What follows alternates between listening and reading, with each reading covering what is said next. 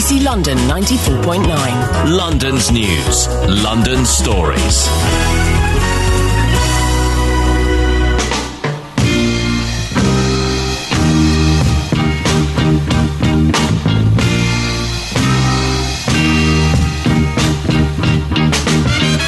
Hello, dear listener. This is Iain Lee, live on BBC London 94.9. How exciting!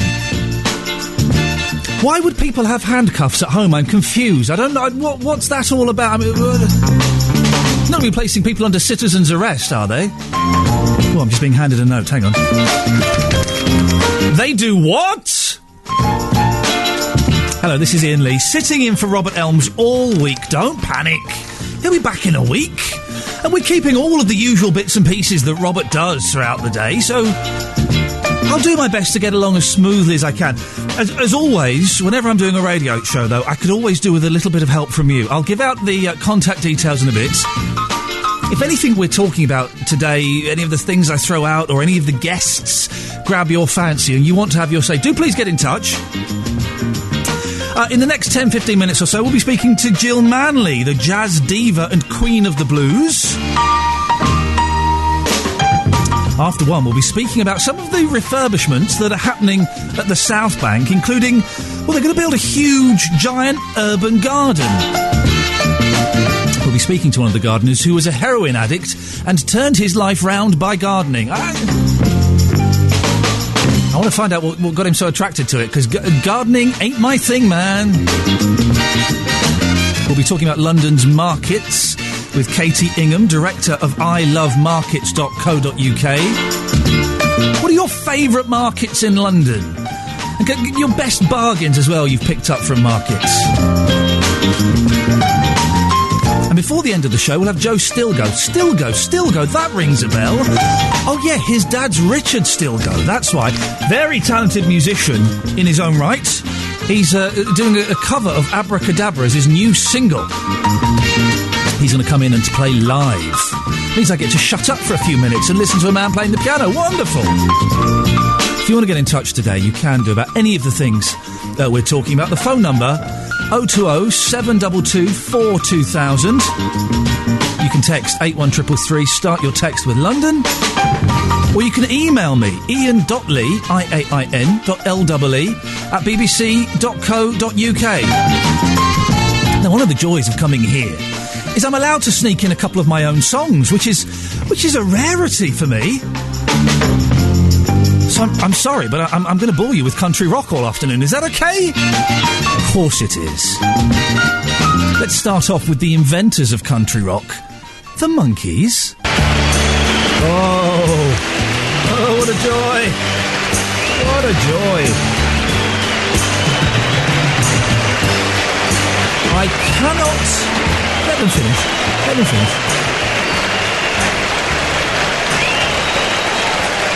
I cannot tell you how happy it makes me to play that song on... Let's just say that there may be one or two more Monkees songs snuck into the playlist that week. They invented country rock, for goodness sakes. This is what people don't understand. Forget, who's the fella who got buried under a tree? Gram Parsons. Forget your Gram Parsons. Forget your Birds. Forget your Dylan and the band. The Monkees invented country rock. Their first album, 1966, Papa Jean's Blues. Ladies and gentlemen, you cannot date it before that. Hello, this is Iain Lee, BBC London 94.9. Robert is having a week off. Shameful, due to the unique way the BBC is funded. He's allowed to have a week off. I think it's shocking behaviour. But I'm sitting in for him all week and would love to talk to you. If you do want to get in touch today, you can do. Later on in the show, we'll be talking about markets, London markets. For a long, long time, my favourite London... we're kind of going south of the river today, but my favourite market in London was Camden Market. I used to love it. And I'm talking... Well, I nearly said 10 years ago. I mean further ago than that. I'm talking maybe 20 years ago. 25 years ago. When there was a seedy edge to Camden Market, wasn't there? There were lots of... well, I think I can say this on the BBC. There were lots of dodgy stalls with men selling bootleg records, bootleg vinyl and cassettes. Young lads in the street would kind of set up with their pirate copies of albums. It was all very naughty and very dubious, and there was a strange kind of faintly mystical aroma in the air. Then about 15 years ago, it got a bit corporate, didn't it? It got taken over. Did it get taken over by the council or something? This is the joy of doing this show, is I can throw out a question. One of you will call in with the correct answer. That's the thing. Who needs Google? 020 722 42000. Didn't it get taken over by the council, and they kind of bought bits and made it all a bit corporate, and some of the slightly naughtier stalls selling, just below the line of legality, things got closed and moved on. And, in the great scheme of things, of course, we don't want anyone doing anything naughty and illegal. That would be inappropriate. But it kind of just took away some of the excitement, didn't it, of Camden Market. I used to love it. And there was that slightly seedy, naughty, dirty atmosphere to it. It was a little bit dirty. And that's gone now. And, it seems as... Oh, hey, look, there's Cybergoth. There's all the, the shops selling tie-dye, because tie-dye is what people... it just feels a bit fake. Anyway, that's a North London market. We'll be talking about South London markets later on. But we can spread it open to any market in London, for goodness sakes. I'm sailing this ship today. I am indeed, if not the pilot, then the co-pilot. No, hang on, that's aeroplanes. 020 722 42000. Your market stories, and I'm going to leave it as vague as that. It can be your favourites, your worst, the best bargain you got, where you got ripped off, maybe you had a stall, anything like that. I'm leaving it as open as that. Your market stories today, please. 020 722 42000. You can also email me. Use my email address, iain.lee, iain.lee at bbc.co.uk. We'll be speaking to Katie Ingham about markets from about 1:40, but you can give us a call now and have your say. Coming up in a little bit, I'm very excited. Our first guest is going to be coming in, Jill Manley, who is a jazz singer. She's part of Live at the Hippodrome season, August the 17th at the Hippodrome. She's very kindly brought in a CD, and if I can work out how to use this computer... There we go. This is her version of Mad World. Fantastic. There we go. That's Jill Manley, and that's her version of Mad World. She joins me now. Hello, Jill. Good afternoon, Iain. Nice to see you. Well, yes, thank you. Likewise, because I've heard you but never seen you, so it's a pleasant revelation. This album I'm holding in my hands, The Lies of Handsome Men. Is this a new album? Well, newish. Came out last year. Why did you choose Mad World? Because I loved it from day one when it first came out in its original format, and then later on it appeared in that very strange little cult film Donnie Darko. Who was the chap that did that? I can't remember his name. Jake Gyllenhaal was the actor. Who did the version of Mad? I can't remember. But then I heard Renee Fleming, the opera singer, sing it. Wow. And it just dawned on me, gosh, well, if I ever have to record a pop song, get that far as recording a pop song, that's as close as I'm ever going to get. So I did. It is a cracking song, and it works as an up-tempo kind of thing. It works as that slow, mysterious sort of ballad. It's very striking. It is a dark little number. Now, listen, you are here. We're going to play the listed London. I say play because it's kind of like a quiz. There are no wrong answers, but if I'm not happy with the answers you give me, you'll be in trouble. There will be lines. Oh, really? There'll be lines. There'll be punishments dished out.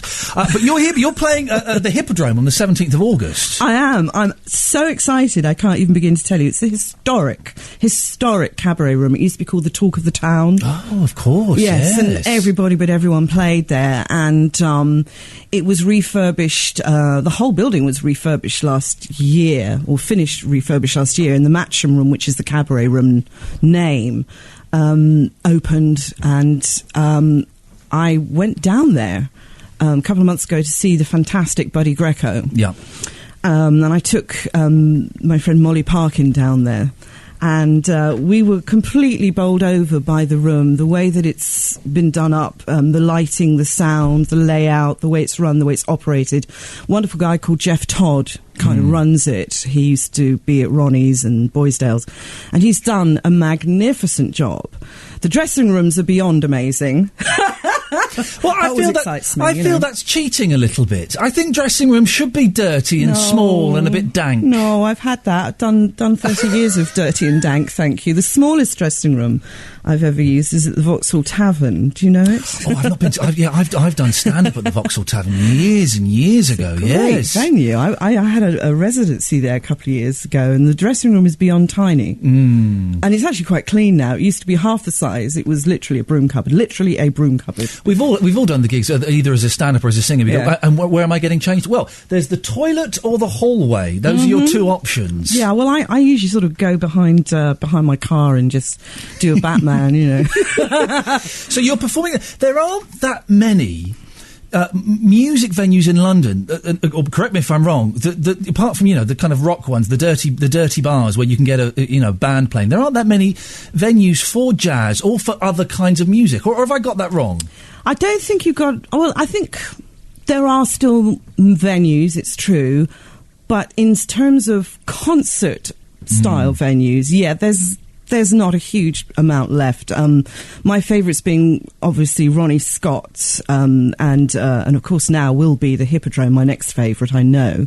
And then some of the smaller clubs like the 606 Jazz Club, where you can still feel you're putting on a show. People are there specifically for you. I mean, back in the day, I used to work every night in a Chinese restaurant in Camden, just up from the Jazz Cafe. That wasn't a concert, that was background music, and when people were drunk enough, then maybe they get up and dance and join in. So there is that kind of two ends of the spectrum, and there's plenty of little gigs around still in little cafes and bars and little restaurants. But in terms of places where you can really create a show and get people concentrated and listening, there's not enough. Those gigs at the Chinese restaurant and places like that, were they soul destroying? Did you go home crying, going, "What on earth am I doing? I'm being beaten by the chop suey," or did you kind of thrive on those? I thrived on them physically, yeah, because I got a free Chinese meal every night. Yeah, I can tell you, those duck pancakes stood me in good stead, as you can see. But I think my point was, at that point, it was early in my career, and any gig at that point was a bonus. You take it with open hands. You worked your chops, you got the work under your belt, you learnt to work an audience, you learnt your material, you worked with musicians, you went in blind without rehearsals most times. So, in terms of building up your technique and repertoire, that was the way to do it. And to be quite honest with you, I think now there's a shortage of that possibility. Although a lot of people now go to college to learn to sing jazz. Well, that's one way of doing it, but my generation, we learnt on stage, on the floor, and that was the way to do it, in my, humble opinion. I remember there being lots of talk years ago about the death of the working men's clubs and how it would kill entertainment. It didn't, because there were still other venues opening up of different kinds. But now with things like the X Factor and all of these silly programmes, I want it, and I want it now, and I don't want to work 10 years for it. And part of it is, again, I can only relate to when I used to do stand-up, part of it is standing in a room in front of 12 people who aren't listening to you, and or working in a restaurant where people are eating their dinner and waiters are walking in front of you. That's part of developing your talent, developing your character, your strength to get through, isn't it? Well, I guess it is, and it's not easy. I mean, I went through a period of 7 years retirement because I got so sick of the business, which kind of I'll refer to in some of my choices in the questions later, but that whole thing now of wanting instant fame and instant recognition doesn't exist in the jazz world. It never did, and I don't think it ever will, because primarily, historically, it's an oral tradition. It's one that you learn on the job and you learn from other musicians, and it's not something you can get overnight. So I'm glad it's taken me 30 years to get to a point where I kind of feel reasonably confident. Really? To feel confident? Reasonably confident. I have friends who are in their 80s. One friend who's 81, one who's 87, American jazz singers who are still touring. Sheila Jordan and Mark Murphy, they still come over here. And I think it's taken them, to their 70s to kind of feel totally comfortable in their form of expression. It is a learning process, and one that grows with your personal growth. If that sounds a bit kind of spiritual, so let it be, I think you're allowed. I think as I get older, kind of these things that I would have turned my nose up at what you just said about 5 years ago. Now I'm a dad, and now I've just turned 40, and I'm kind of, oh yeah. You're a baby. Oh, bless you, my darling. God, 40. Get her back every day this week, please. Get her back. Your bubba. Oh, thank you so Daddy. much. Why jazz? Why was it jazz that got you hooked? Weirdly, it was an accident. I loved jazz, listening to it, and was brought up listening to it in my home. My parents had quite a collection, and we listened to all the jazz programs on the radio. But I went, originally when I came to London, I went to drama school. I was going to be a classical actress. Mm-hmm. And I came out, and in those days, the Equity was a closed shop, the theatre union. And so they said to me, look, if you can sing, go out and get yourself a few gigs, bring us back the contracts, and we will reconsider you. So I went, I thought, well, that's easy, she says. I knew a lot of musical theatre. So I went and got myself a gig at the National Theatre, at the Barbican, and at the Festival Hall, as you do. My first live singing performances, went back with the contracts, and they said, well, actually, we think you'd be better served by a musicians' union. So I kind of dug my heels in and thought, yeah, why not? And then I had a turning point, which we'll come to in our discussion later, yes. where I met someone who showed me how jazz singing could be completely revitalised in a way I imagined, but didn't quite know how to get my teeth into, and I met some musicians, and the rest was history. It's kind of the thing that won't go away. Jazz is it has periods when it's very, very fashionable and periods when it's not very fashionable, but it's always there, just bubbling away underneath, isn't it? Yeah, it's like a mosquito bite. You have to scratch it once in a while, don't you? And my mum would say it's as irritating as mosquitoes, but that's my mum. To some. To some. We want to convert you, Mama.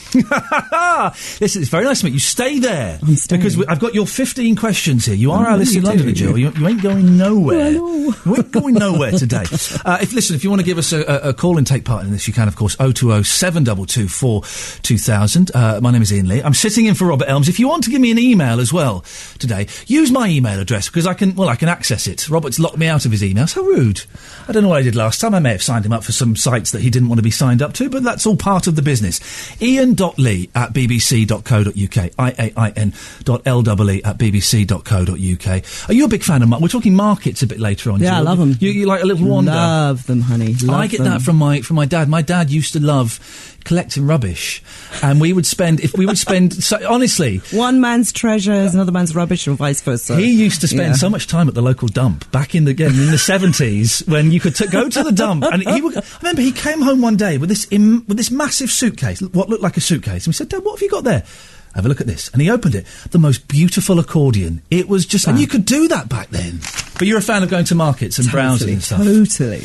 81333. Start your text with London if you want to talk about that. We'll have more from Jill Manley shortly. But before that, we're coming up to 12:30. Hello, this is Iain Lee, sitting in for Robert Elms. I'm here all week. I'm joined by Jill Manley, who's going to be my listed Londoner in a little bit. We're going to play a song off your album, Go Away Little Boy. Why did you do this? This is Goffin and King, who I'm huge fans of. Well, hello, yeah, but I did it because I'm 52, and I realised that going for older men was no longer an option because they'd all be pensioners. So I figured I'd start looking sort of at people younger than my age, and my most recent treasure was 44, which for me is young. You mucky I know, it's Jill. outrageous. Dirty. It's outrageous. And did you send him away?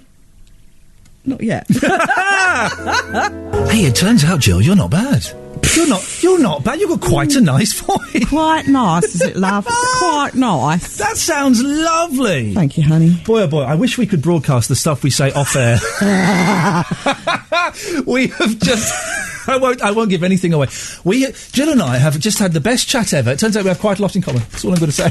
It's all right. It's a kind of like, hey, listen, you're not getting off light. We've nice, gentle introduction. Now is where your work starts. I understand. If you want to plug your gig again, then you've got to give me some good answers. I've got to earn it. Got to earn it, baby. Okay. You've got to earn it. Now, Jill Manley, jazz singer, you are our listed Londoner today. I have here 15 questions, and we're going to go through them, and let's see what we got. First question, number one. I think this is quite an easy one, I think, to ease into. Very easy. Your favourite neighbourhood in London? Immediately sprang to mind, Kennington / Vauxhall. Oh, I know that area quite well. Yeah, my nan used to live there. Why? Why is that so special? Lots of connections, lots of lovely things happen there, lots of strange things happen there. But also, I love the fact that it's resisted homogenisation completely. That it has an independent bookshop. It has independent little cafes and bars and restaurants, apart from a Pizza Express, but that's its kind of only concession, really. And also, special things have happened there for me. I worked at the Vauxhall Tavern for a couple of years I had a residency there, and it kind of was a period. I'd had 7 years of retirement as a jazz singer, and I had a restaurant during that time, and I was tempted back into the business by going to work at the Vauxhall Tavern and kind of rediscovered the business in a totally different way, which was wonderful.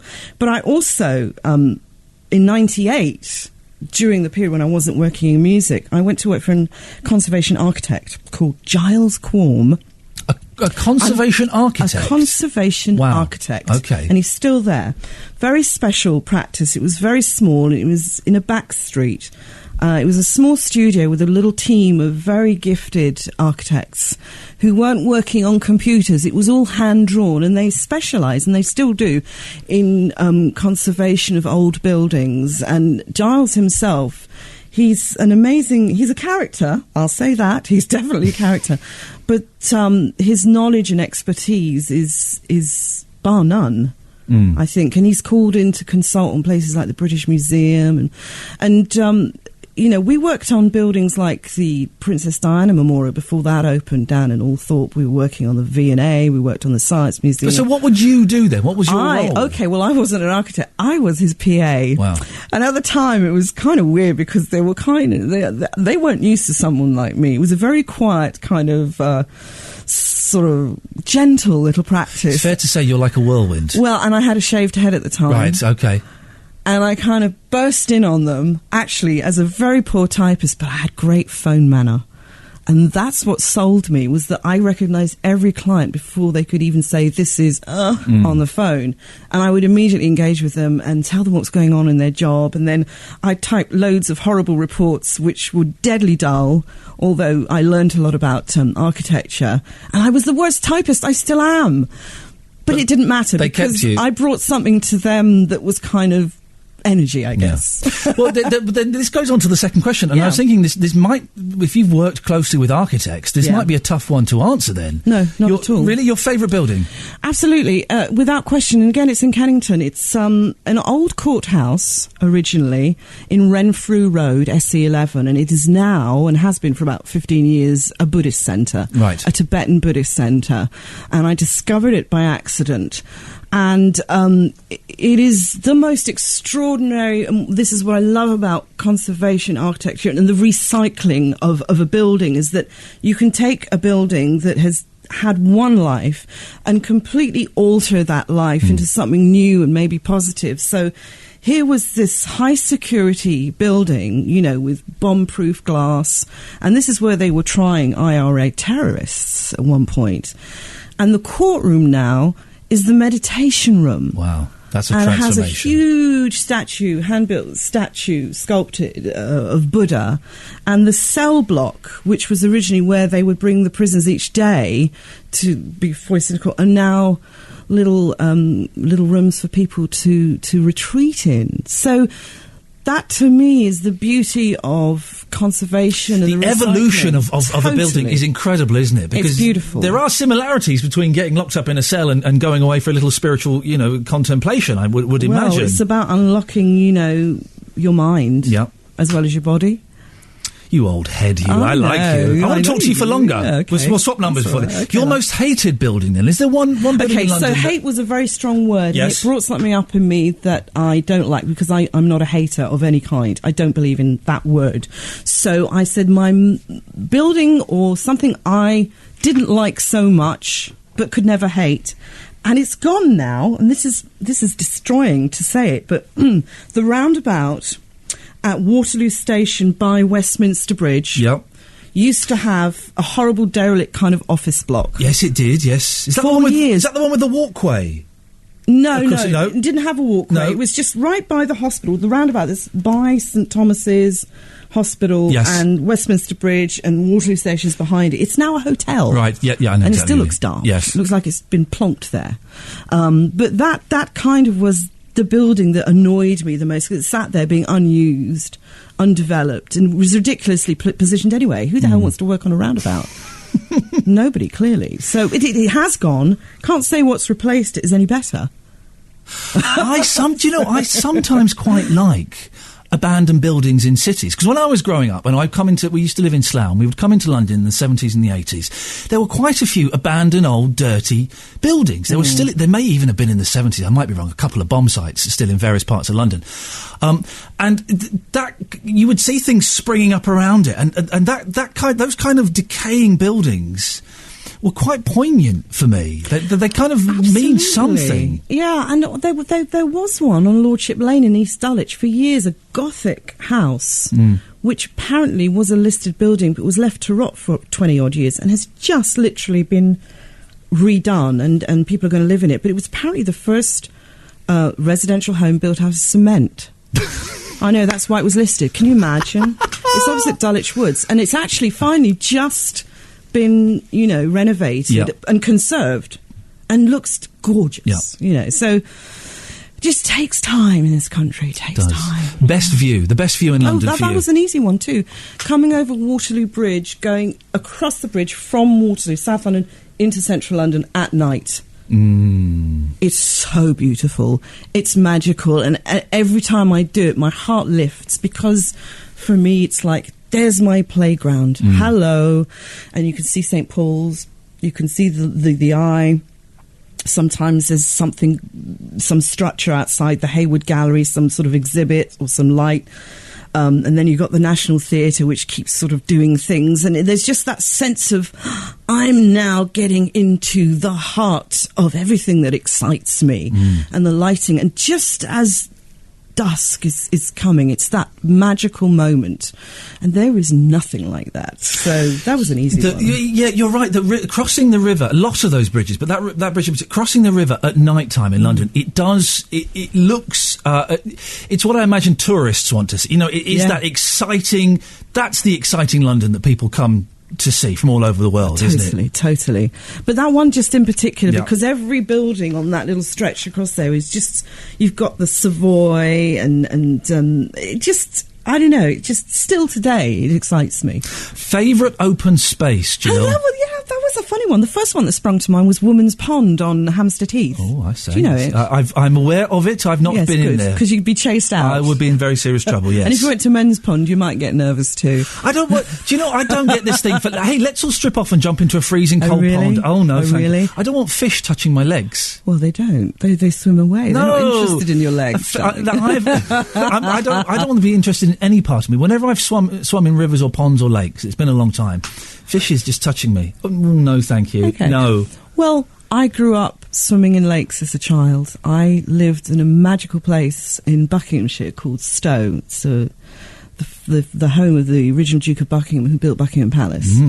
And my father was a school teacher there, and all through the summer, the moment school was out, we would cycle to the lakes every day and just be in the lake. So I have an affinity to cold, lovely water with weeds everywhere and the smell of wet wood. And I've gone off you now. Bliss. Okay, well then I've got another one. I've got another nice one. You can keep that. Highgate Cemetery. Oh, now you're talking. I'm back in love with you again. I'm back in love with you. It wouldn't take long. Number 6. What's your most interesting shop? Oh, easy. Watkins Bookshop in Cecil Court. Go on. Fantastic. Just off St Martin's Lane. It's an esoteric bookshop.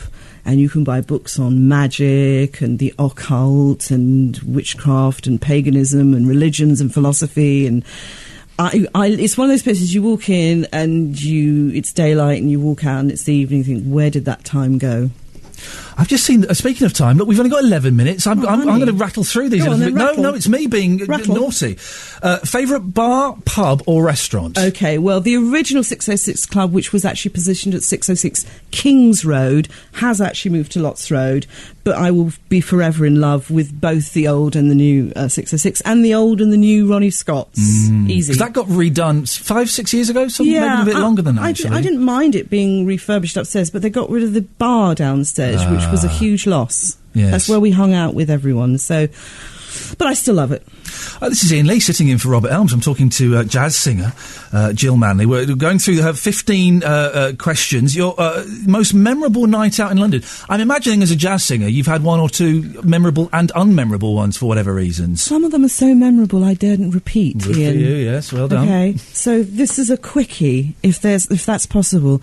when I first came to London, I was a student and I worked at the National Theatre as an usher, as you do. And all the ushers were either artists, composers, struggling actors. It was a fascinating place to work. And and my kind of adopted sister, who's listening, Anne Lynn, hello Anne, I met her there and wonderful people. And one night, someone passed me what we should call a herbal cigarette. Oh, I say, yes, I've read about those. My first taste of the naughty life, yes, which I smoked and enjoyed. And we all decided to make a dash across Waterloo Bridge after the show to the Donmar Warehouse. Mm-hmm. And that was the night I met and discovered one of our greatest jazz singers in this country, Ian Shaw. And that was my life-changing moment as a jazz singer, because he showed me what was possible.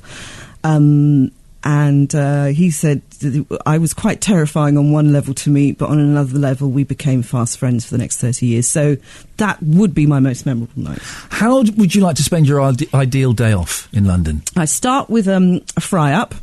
Oh, yes. Got to have fried bread and tinned tomatoes and bacon. Yep. Always, and strong builder's tea. So a cafe that will do that really well. That's a good start. Then I head off to the South Bank. I just have that eternal love for anything going on at the South Bank. I love the food market there at weekends. It's fantastic. The South Bank does have an energy about it, doesn't it? There is something, and you don't have to go and do anything. Just go and get a coffee and sit there. Absolutely. I've loved it since 1979. I taught myself to knit at the South Bank, sitting on a bench by the river, the bookshop, the book markets there, yep. And now this food market and the coffee shops. There's nothing about the South Bank that that I would ever be tired of. So that would take up some time, and then I have to go and see a film. I have to be in a cinema. Don't care which one. Got to be a cinema. And then my day would end at the Mona Lisa in the King's Road with Molly Parkin. With all the sort of eccentric bohemian characters that still live in the King's Road, and we'd have Portofino prawns and have a right giggle about our love lives, and hers has been a lot more interesting than mine, of course. Well, you've got a 44-year-old toy boy, Jill. You're doing all right. Yeah, well, I don't speak too loudly about that. Oh, sorry, is it hush-hush? It is kind of. Oh, excuse me, moving on. You've got a friend visiting from out of London. Yeah. Where would you take them? Brick Lane all-night bagel bakery. Yeah. Brick Lane, the way it used to be, not now. I guess some people would say Brick Lane's cooler now. I disagree. It was much better when it was manky and full of Indian restaurants. It's that thing we were saying about London becoming homogenised and becoming a little bit corporate, and sometimes it's nice, dirty places can be nice, and Brick Lane is one of those places that over the last 10 years... It's a different place from what it was. Completely, and I used to love all the side streets, Fournier Street, and all those wonderful Georgian buildings. That just, I don't know, it's kind of gone for me, but I'm guessing that would be a place to start, and then the Natural History Museum for the dinosaurs, because that still fills me with amazement and joy. Yeah. That scares me and thrills me. And then the Peace Pagoda in Battersea Park, and we'll go and meditate with Buddha and watch the river. Good choices. The Natural History Museum's awesome, isn't it? Again, I've got a little boy. Free day out. Oh, it's wonderful. The worst journey you've ever had to make in London? Any drive that consists of me having to go up the Edgware Road to North London. Why? Do you know? Is it the Edgware Road specifically, or North London itself? Just going to North London. I get lost. I get afraid. The traffic is horrendous. I don't like it. It scares me. That's why I stay south. I lived in North London for 20 years, sort of Crouch End, Highgate, Muswell Hill for 12 years. It's a marvellous place. No. Very friendly, clean. All my worst love affairs happened in North London, and my marriage. So I have to say, North London is a no-no for me. Oh, I see. You have a history of. Apparently so. Yes. your personal London landmark. Personal London landmark. The Buddhist Centre in Kennington. Yeah.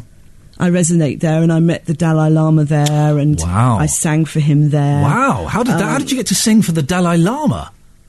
Well, I did it twice. I did it once in India and once in London, because... Did he go, oh no, not you again? Flipping heck. No, actually, it was quite sweet, because he saw me and he sort of winked at me as if to say, yeah, I remember you from India. No, I sang for him in Tibetan in India. I was in Bodh Gaya, and I meditated with him under the Bodhi tree at the Great Stupa. I just, the most extraordinary experience. I could have kind of died happy after that, really.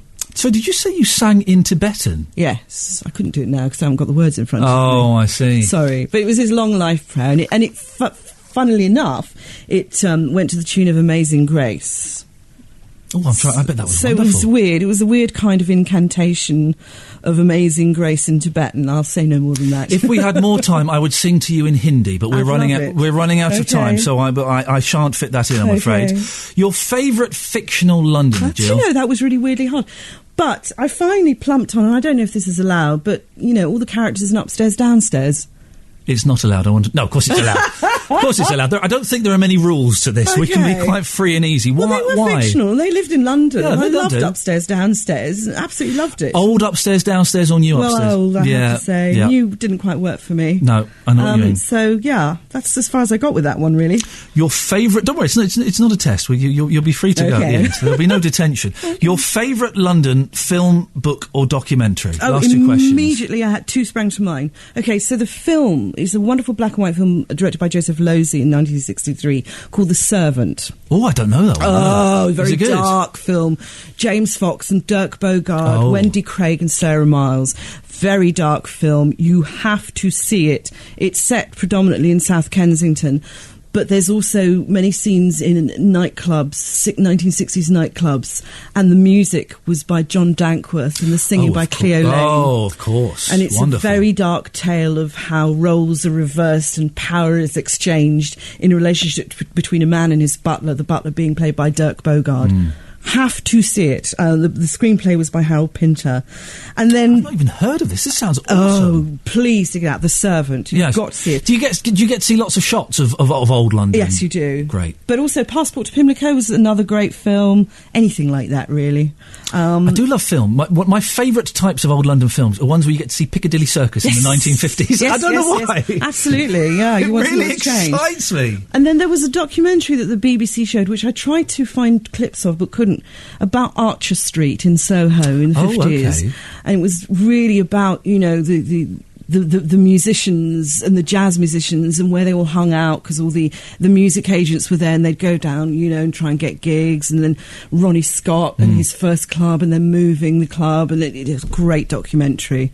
I can't find it anywhere, but it was on the Beeb. Do you know what it was called? I think it was just called Archer Street. There'll be 020 722 42000. Someone will know. Last question. Yeah. If you could travel to any time period in London, past or future, where would you go to, Jill? 1950s Soho. No question. Really? Absolutely, no question. You were saying you felt that you were born in the wrong time. Absolutely. I think if I'd have been born sort of late 30s, early 40s, I think musically I would have been absolutely in my time. I kind of feel like an old bird really now with my music, but it was an exciting time, and we were out of the war, and fashion and music and politics, everything was changing rapidly. It was people experiencing freedom, wasn't it? Totally. And expressing themselves for the Absolutely. first time in a long, long time. And being born in the 60s, even though I was a young child in the 60s, I still kind of had a sense of that freedom being generated, and being very pleased that I was around in that era.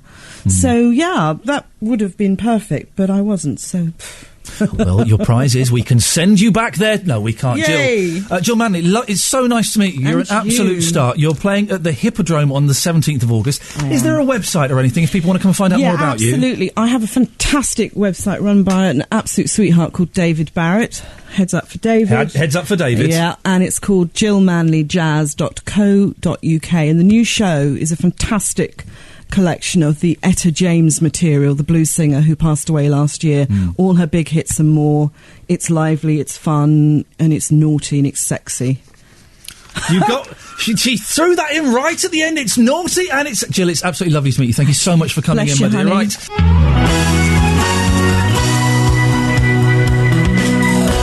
BBC London 94.9. London's news, London stories.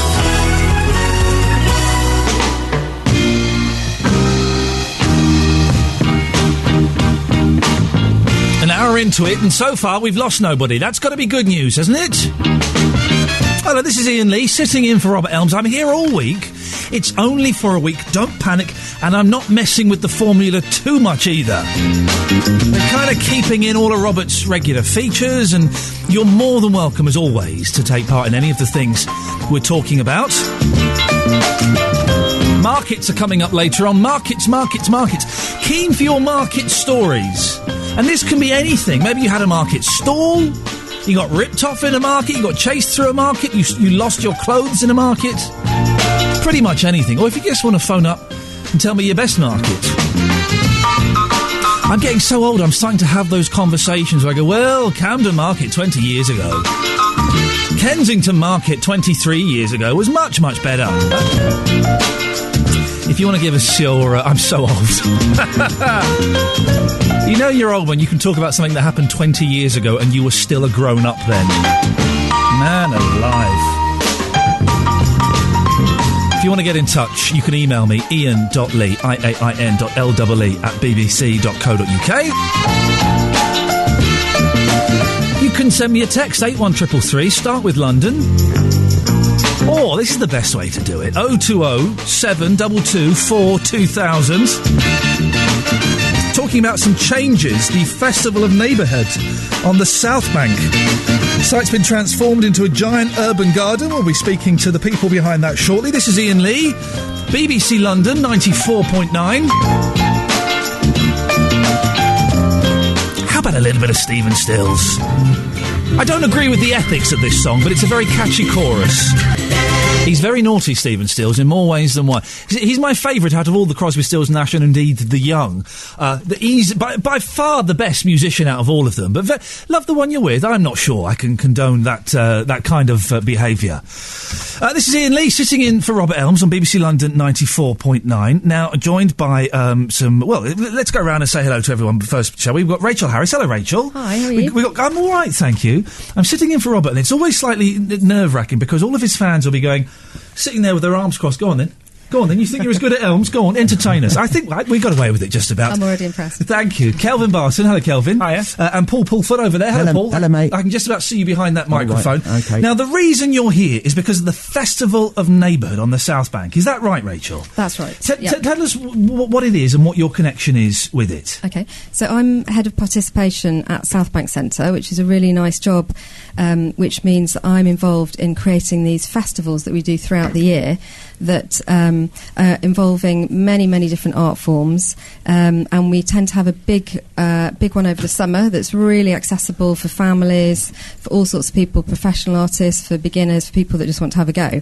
And this year we are doing something called Festival of Neighbourhood, which is kind of what it sounds. It's about investigating all the things it means to have neighbours, to be a neighbour, what it means to live in a community, and that enables us to do things like have talks where we discuss the issues behind that, but also it enables us to turn the site into a huge playground of neighbourhood and invite many different communities down. For a lot of people that could mean not talking to people, slamming doors loudly and playing loud music at 11 o'clock at night. I'm assuming you're going for the more optimistic view on neighbourhoods. Yeah, it's not that we avoid things like that. They might come across in maybe some of our more serious events, right. But the basic atmosphere of the summer festival is about being part of a community, having fun, which takes us back to the original origins of South Bank Centre in 1951, which was a big celebration after the war where people could come to the site, be informed, but also join in, have fun. So I was down there yesterday,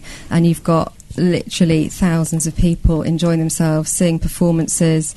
We had a big celebration of Deptford, so we're kind of going round focusing and honing in on different communities, some of them in London.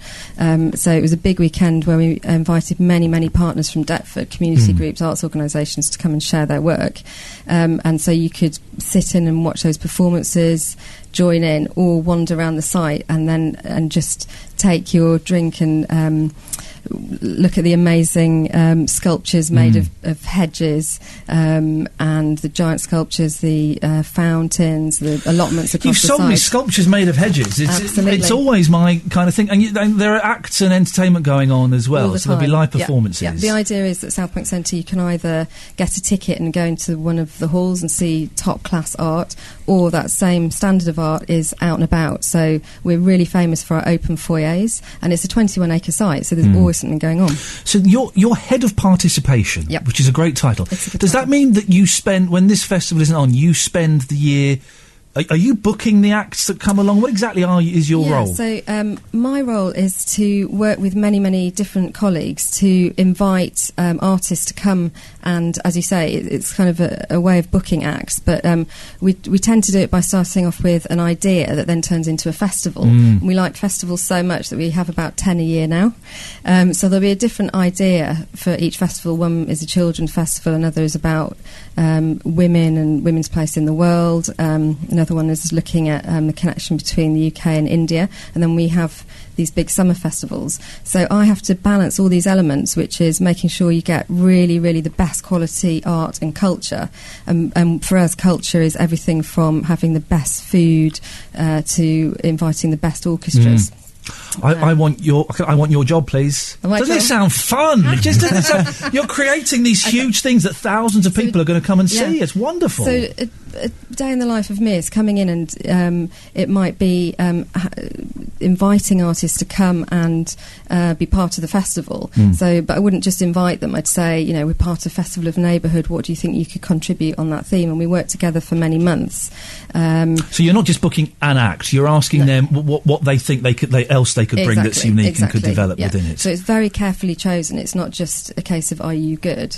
It's a case of we need to balance that we invite lots of local artists as well as people that are more well known from around the world. But my job specifically is then about making sure many people who might not even know about South Bank Centre to feel welcome when they come down. So 50% of all of our work is for free. So back to this kind of foyers and the outdoor spaces that I mentioned.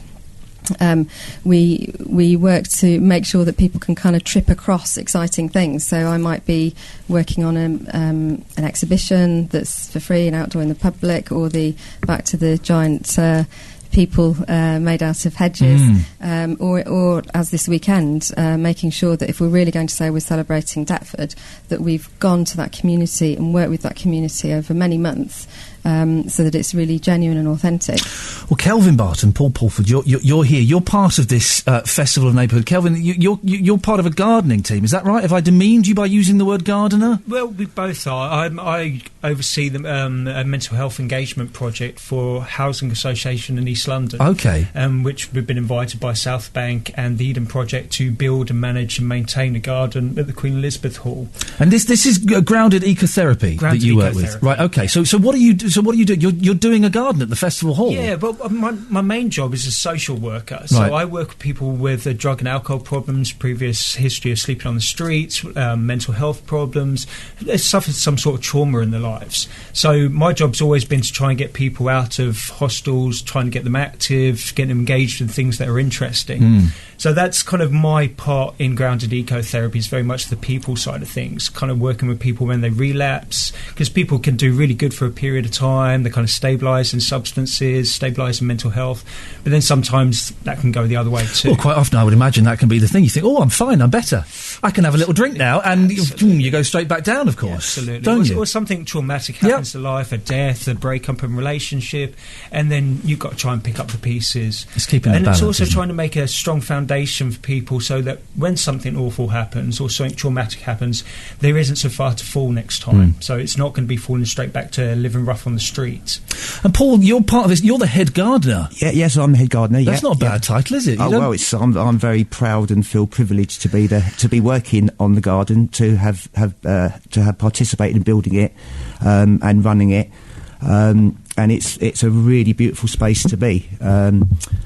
And I myself had experiences of homelessness. I mean, 2005, I was living on the streets, and I was a heroin addict, alcoholic, had severe mental health problems. I wouldn't have lasted another year on the streets, and I was lucky enough to get a place living in the Providence Row Housing Association's hostel, where they gave me a room as long as I was prepared to deal with my drug addictions, which I did. And after being there for a year, I remembered what was a lady that I used to sell the Big Issue on the streets, and one of my customers who was used to look after me and give me an extra £5 once a week. She knew I'd moved into the hostel, and she said, well, look, Paul, try and remember what made you happy when you was a child and what you wanted to be when you grew up.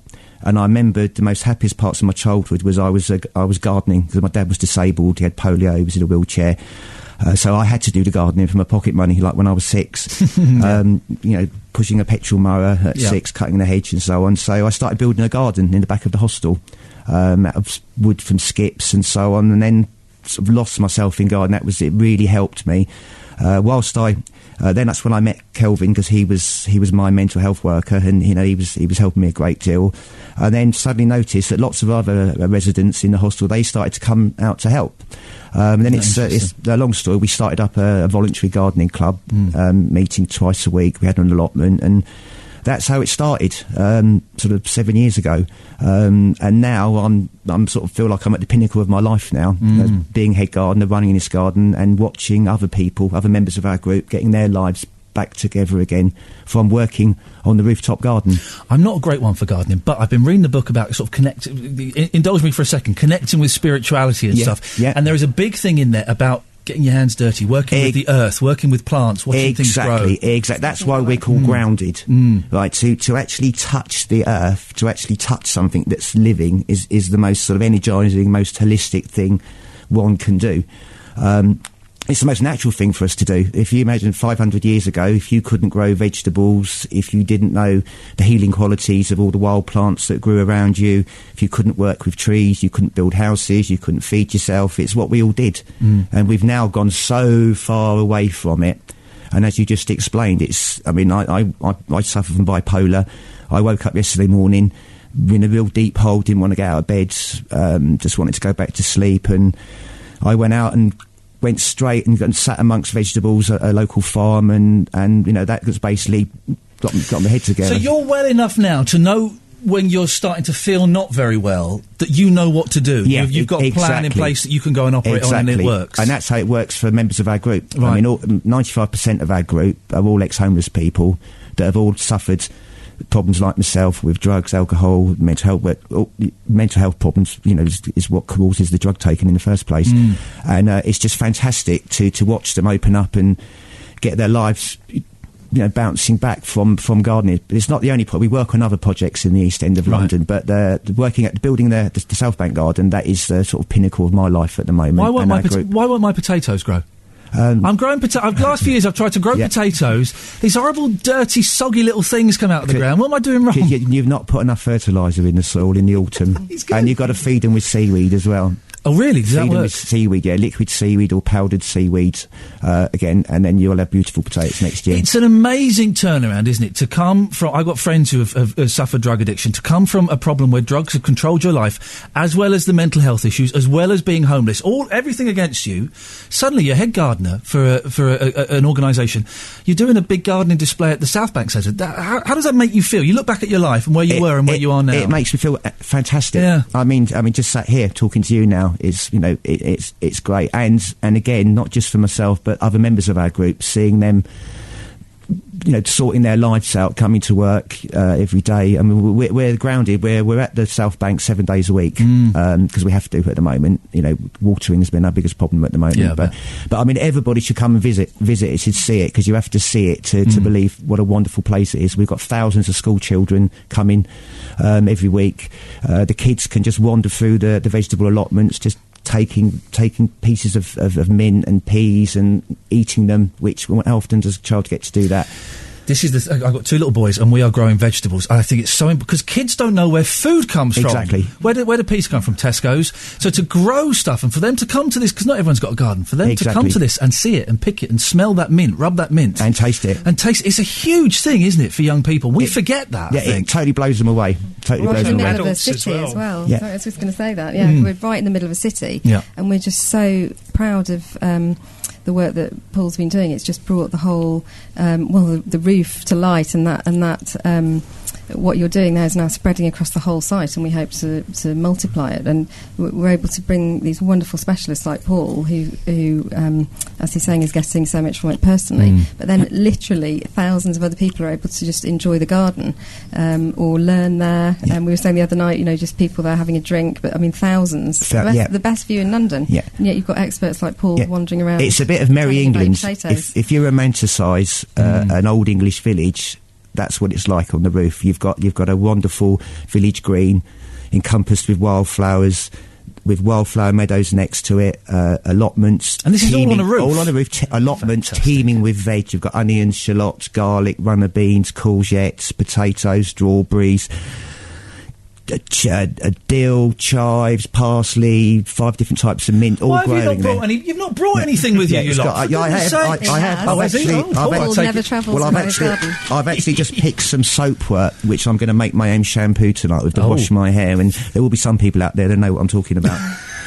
Kevin, how did it work? You got a phone call one day saying you fancy coming to the South Bank, and what can you bring to us? Is that how it works? Pretty much. We were working with the Eden project in Cornwall to do a couple of Chelsea flower shows. It was part of the big Places of Change programme, which the government had set up. They invested a load of money into homelessness to change hostels from rather than a place just get people off the street, but a place to actually change and develop their lives. So we were asked to work with the Chelsea flower show and the Eden guys for a while. Then they were working with the South Bank, and we were the main London agency at the time, so they came to us and asked if we would mind. And I was like, yeah, of course we would. I think we can fit that in the diary. We can make those dates work. We'll see what we can do. But so for us, it's a great thing because we work primarily in East London to get people that have been stigmatised through mental health and drugs to go into places where there's big population of people. It does wonders for people's confidence. The gardeners, they're going around cleaning, picking things, tidying up the garden, and you've got the general public coming up and asking them questions about gardening. They're not talking to them about being on drugs. They're not doing that. We've got this kind of phrase that we say whenever you're on the gardener, you're a gardener. You're not schizophrenic. You're not a drug user. I'm not a social worker. We're just gardeners. There is a real stigma around mental illness and drug and alcohol problems, and people think, "Oh, nuts! I don't want to get. They're going to stab me." And it's terrible that the people have that stigma. Absolutely. And it's great that there are projects like this. We've actually.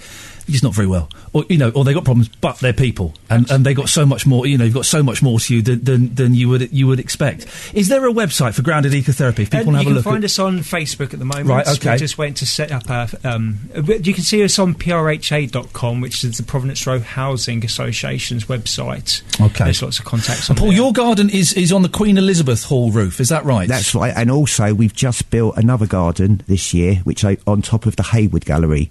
And that is another wonderful experience. That is a secret woodland with silver birch trees, ferns, woodland plants, and I could say it's one of the most coolest places to be on a summer's evening. Well, in fact, the Queen Elizabeth Hall Hayward Gallery is the coolest place to be on a Friday evening, Saturday evening.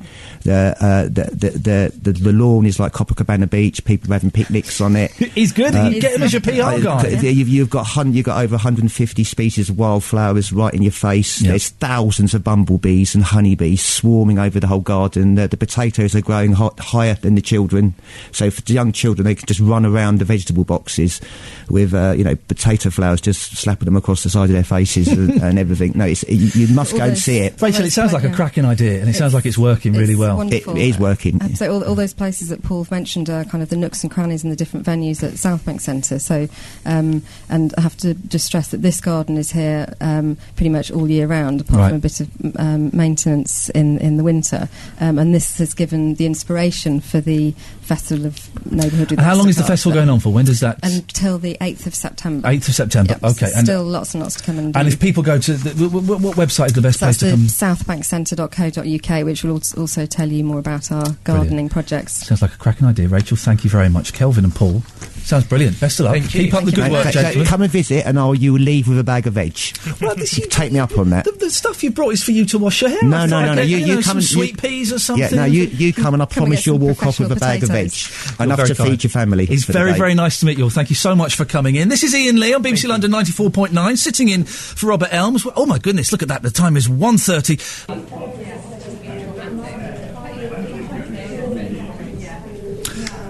I think that's... Oh, that was the travel. I thought that was the end. I thought that chatter was the end of Joe Good's trail, because she was talking about being in a restaurant and waitressing, and it sounded like the hubbub. There's a word you don't hear very often, doesn't it? The hubbub of a restaurant. It wasn't. It was the noise from the travel booth. It's 2-1. This is Ian Lee sitting in for Robert Elms on BBC London 94.9. He would never have done anything as foolish as that, and for that I can only apologise. You've been very patient today. Thank you very much. Coming up before 2 o'clock, we'll be speaking to Katie Ingham, who's the director of ilovemarkets.co.uk. It's a site that kind of celebrates the magic of small markets, big markets, independent markets, all of those things. I'm keen to get your market stories today, if you can. I've been saying this all day. My favourite market was Camden Market 20 years ago, closely followed by Kensington Market 23 years ago. They were, I guess, mainly because you could go there and buy bootleg vinyl records. I know, a little bit naughty, a little bit, quite a bit illegal, but... I did used to... There was a frisson about those markets. They felt a little bit... they felt dangerous. Now, of course, they weren't particularly dangerous back then, not on a Sunday afternoon at 2 o'clock. But it just felt naughty being there, and you kind of lose that now. Well, what's your favourite market, past or present, and why? What was it about this market that you used to go to, or you still go to, that got you excited and made you think, yeah, this is something a little bit special? Give me a call, 020-722-42000, or email ian.lee@bbc.co.uk, and we'll have a little chat about that. You can also send me a text, 81333. Start your text London, and Katie Ingham will be in soon, and maybe you can have a chat to her. Oh, bit of John Denver. I don't mind if I do. This is Ian Lee, BBC London 94.9, sitting in for Robert Elms. I'm joined now by Katie Ingham, director of ilovemarkets.co.uk. Hello, Katie. Hello. And you're having a baby. I am having a baby. Not now. Let's calm everyone down. But you're saying this is your first child, isn't it? It is, yeah. And you're not sure if it'll make your life any more mental than it actually is. No, my life is pretty chaotic at the moment. Yeah. I can't imagine. I think it's going to be the easiest thing I've ever done, but I don't know. I'm sure I'll find out otherwise. You are in for a shock, young lady. It is mental having kids. It's wonderful, but it's bonkers. Do you know what you're having? I'm having a little girl, so I'm hoping I'm going to, bring her around all the markets, and she'll be the new generation of I Love Markets. Now listen, when I heard we were talking markets, and we had you, director of ilovemarkets.co.uk, I was expecting someone a little bit older. And I was quite surprised that a young, bubbly, young person burst into the studio. This is the new generation of London's markets. Why do you love markets.co.uk so much? Because, it's born out of my personal passion for London's markets. I think I came from outside of London, so I'm from the burbs officially. Right. So when I started trading at Camden Market, when I was still at school, actually, I was just in awe of the place. I loved it. It was like just so many mental things, like the clothes, the products on offer, all the things you can buy, the music, the cultures. Yeah. Just loved it, really, and it's carried on from there, and it's grown. And I think I've been living in London since I went to uni, so quite a while now. I don't look as young as I am. Whereabouts did you go to uni? I went to uni at Westminster. Yeah, I did radio, actually. Oh, really? Yeah. I'll give you a few tips later on. Don't touch it. But yeah, I've been in London for like 15 years, so over that time, I've seen it evolve and change, and different areas come and go, really. Yeah. And I think we're talking about South London today. It's South London markets today. Now, cards on the table. I'm a North Londoner. South London markets. Yeah, South London markets. I'm not too hot on, so I'm looking forward to hearing about these. Yeah. Well, what have we got? South London. When I thought about which markets shall I talk about, I kind of thought, one thing that becomes apparent is actually South London's pretty good at using markets as a way of engaging communities, steering social change, integrating quite diverse communities as well, if you look to like Brixton. And I thought about first like the oldest market in London, which is probably Borough Market, which is in Southwark. And that itself is a registered charity. It dates back The to like market's a 1014. registered or something. charity? Yeah, apparently so. Really? And they do a lot. I mean, it comes from a purpose of good. So Right. it has a great community spirit. The trades all go out drinking after hours. They have a newspaper. You know, they do a lot. And obviously they're pivotal in servicing the culinary trade of London as well as the local community too. So it sounds like that market itself, if it's a charity and it's got its own newspaper, that it's its own little community within a community. Exactly, then. yeah, exactly. And I think modern day kind of South London, the buzzword of Brixton in Lambeth has to be mentioned. It was nominated Stylist magazine's most hip community. Okay, well, that instantly means it's 6 months out of date, doesn't it? Yeah, Brixton is the place to be, and I think traditionally white people were quite intimidated by Brixton. Yeah. And I know still when you talk to people now, they're like, Brixton, really? Do I really want to go? Does it still have that kind I of think so. Amongst attitude? some, maybe more the middle classes, I Right, don't know. right. But Brixton itself is really lively. I mean, there's a community-run market at Station Road, which may live in the shadows of Brixton Village and Market Row, which are obviously hugely successful. But that's a great community-run market. It's also a charitable federation, so it's run by the community for the community. They run on a Saturday, so they have 4 different events each month. I think this Saturday coming up, they've got the Bakers and Flea Market. Right. And then the second of the month is Brixton's Makers Market, which is South Londoners coming and selling all their creative goods. Oh, okay, so arts and crafts. kind of Yeah, little and I mean, things. you know, designer and makers and creatives generally are really important to London's markets because they are pivotal, really, like instrumental in kind of making them desirable to visit, I think. And we've got loads of them on the I Love Markets website, and you can look through their products and things. Markets are kind of having a little bit of a comeback because the high street. A massive comeback. The high street. What are you talking about? I do apologise. I don't want to get on the wrong side of you. The high street is sort of dying a little bit. The traditional high street. I think it's dead. If it's not dead, it looks like it's on its way out. That Porter's Pilot thing didn't really work. The money that was dished out, it didn't really work. Controversial. Well, a lot of the places have got that were awarded money have got more shops shut now than they did when she first got involved. I know Raymond Road had its own little discussion about how, you know, how successful it was. But the marketplace, the market stalls, it is making kind of a comeback where the high street is failing, isn't it? Well, yeah, because, I mean, obviously it promotes independent traders. You can buy unique things, things that you can't find on the high street, you know, generic high streets. I think if you look towards, say, Greenwich Market, which is obviously hugely successful, if you compare that to Brixton, I think it's looking a bit tired, you know.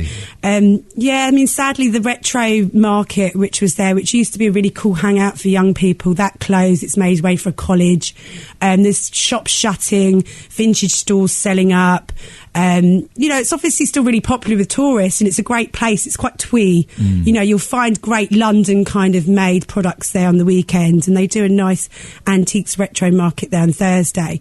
But I think if you compare it to somewhere like Brixton and Brixton Village, they're a lot more exciting. Brixton Village and Market Row are really great examples of how you can successfully mix like traditional markets with, you know, kind of new gastro markets, as it were. Gastro markets. Gastro There's markets. a made-up phrase if ever I heard one. But it's obviously a culinary hub of London now, Brixton Village and Market Row. Like Franco Manco Pizza's there. It's like an institution of Brixton. And they're generally the cafes and restaurants are packed. And there's a really cool place called Agile Rabbit as well, which on Thursday, Friday night you can listen to live music.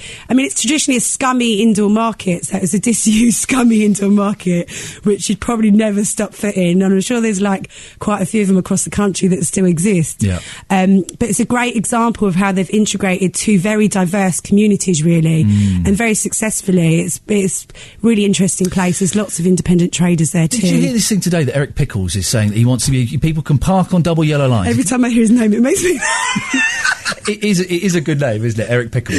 Mr. Pickles. Mr. Pickles. He is suggesting that at some point in the future, people will be able to park on double yellow lines for 15 minutes. I just without heard that getting when tickets. I was sat in your waiting area, yeah. Do you think that will help shops and markets? Do you know what? That's one thing I hate about living in London is the fact that you can't just nip down the high street, slap your car like on the side of the road and jump in and buy a loaf of bread. If you are, you're kind of like turning round the whole time, you know, wondering whether you're going to get a ticket slapped on your car.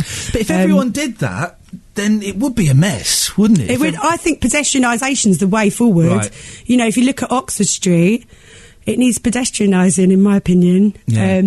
If they did that, then surely people would be very, very happy. Just have a little tram or something running from one end to the other. They've had days, haven't they, where Oxford Street is... I can't remember the last time they did it. Was it last year or the year before? Where people can't drive down Oxford Street. There's no traffic. Yeah, and it's lovely. Yeah, I've cycled through it when it's like that, and it's great. It makes such a difference. Yeah. What other markets have you got for us in South London? Where are we going next? South London, I think, if we think about up-and-coming areas, obviously Deptford's probably worth mentioning. Right. It's a traditional street market, but obviously it's kind of in Lewisham, it's beside Greenwich, but not as much money in the council and areas Greenwich. But yeah, there are lots of creatives kind of flock to these areas because it's cheap. It's cheap to open up a business. So that's one to look out for as well.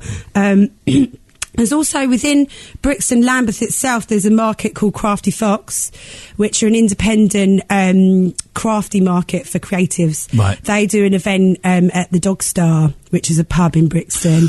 I went to the Dog Star 23 years ago, young lady, and I had a terrible hangover the next day. That's all I can remember about it. But yeah, they have their real own community going on. They do lots of kind of crafty talks and workshops and things You mean crafty as in, again, making stuff? Yeah, I keep making thinking stuff. Crafty, little crafty chat there. No, it's in making stuff, Okay. you know, for creative types. And that's one to look out for. I think they're involved. And Peckham is kind of an area that's been mentioned all the time in South London. There's Pecksmas, which happens at Christmas. It's their Christmas market at the Bussey building. Yeah, that's clever. How difficult is it to set up your own market? Is it an expensive thing to start initially? Well, I mean, market itself, or just as a trader? Well, you set up your own stall within a market. No, I mean, it's really cheap to do. Right. I mean, you just need, obviously, your products or your business. You can get a market store. It depends on where. I mean, a lot of the successful markets, they come under kind of they're criticised because they're very expensive to trade at. Right. So I think the more successful the markets become, sometimes the more expensive they become to, you know, get to them. And that's a shame, because that means that some of the smaller, perhaps slightly quirkier stalls and people might be discouraged from opening up there. Yeah, possibly. But I mean, I think it makes way. I think it keeps the whole system kind of turning over, really. Right. Because then it makes way for the smaller independent markets.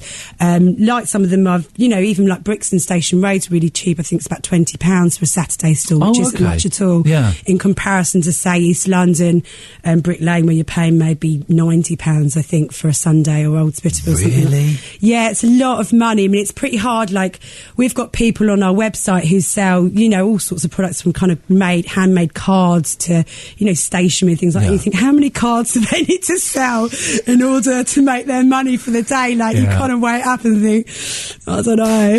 20 quid a day, though. That's not 20 quid a day is a a bad bargain. investment, is no, it, really? it's a good investment. And I think they did this scheme this year, Love Your Local Market, which encouraged market organisers to offer stalls cheap.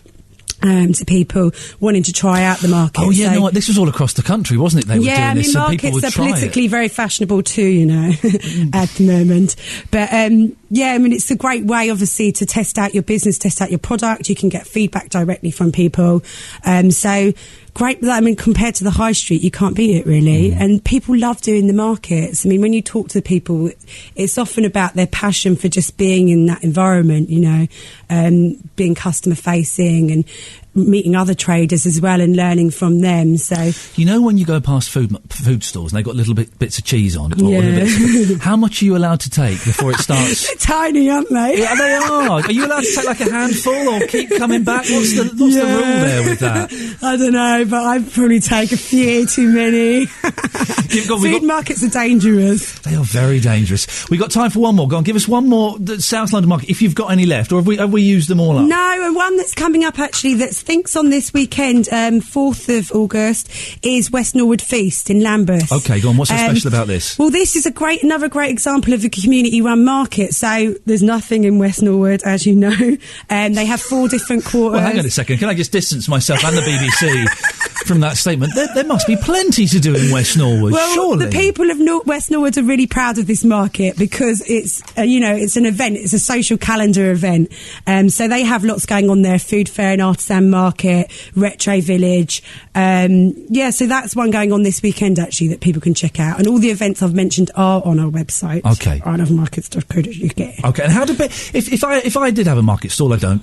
If I did and I wanted it on your website, do I just email in and say, listen? You just come to the website and contact us. We're actually changing the site slightly at the moment, so it makes it easier for people to add their own market, which would be really cool.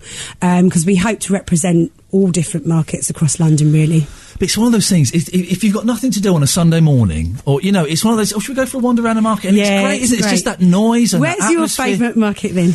Well, I was saying my favourite market used to be Camden, but 20 years ago when it was a little bit naughty. Edgier. Yeah. It's a bit homogenised and a bit safe. It is, we're talking North London next time with Robert Elms, I think, on August the Oomph. 14th, am I right in saying I've got no idea what day it is. I think it's August the 14th. For goodness sakes. It seems like a long time ago, but we're talking North London with Robert Elms next time. Brilliant. So I wondered whether South London does actually community better than North London. That's something I'll put to Robert next time. Well, you've thrown it out there now. People are going to call whether in. North London's more infected by capitalism than South London. Right on, comrade. Come on. 020 722 42000. We're not going to have a North-South London fight. That would be churlish. But if I want your market stories, the best market, the worst market, the best bargain, the worst rip, anything you want to tell us about markets. 020 722 42000. Katie Ingham, ilovemarkets.co.uk. Very nice to meet you. Thank you. Lovely to meet you. Good luck with the baby. And I've just read my notes. It's August the 12th I'm on with Robert. Well, I'm going to put that in my diary and make sure I won't miss it. Listen up if you love markets. See you later on. Take care. Thank you. Hello, this is Iain Lee. Oh, there we go. That's it. This is Iain Lee sitting in for Robert Elms. I'm here all week, but don't worry, we're not messing around with the formula too much. We're pretty much following the very strict guidelines that Robert has left for me. BBC London 94.9. Your favourite market in London, please, and why? I do like a good market. I don't mind a bad market either, to be honest. There's just something about it, isn't there? Walking around, trying bits and pieces, having a look at the smells, the sounds.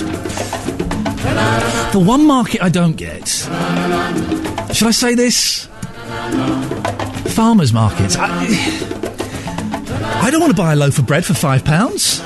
I don't want a bottle of your homemade cider for £7.50. I don't want a tiny slither of cheese for £8. The farmers' market is something I have never quite... Well, I got it for a little bit because I was pretentious middle class and would go there and think, oh, homemade croissants, £4.50 each, I'll have 5. But no, really, I don't get the farmers' market. But give us a call, 020 722 2000. Let's get the best and indeed the worst markets and your market stories. I'm a little bit late, it's coming up to 2 o'clock.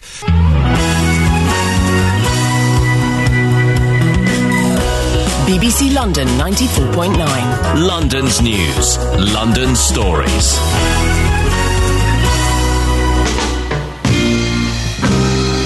A mixture of sunshine and showers continue.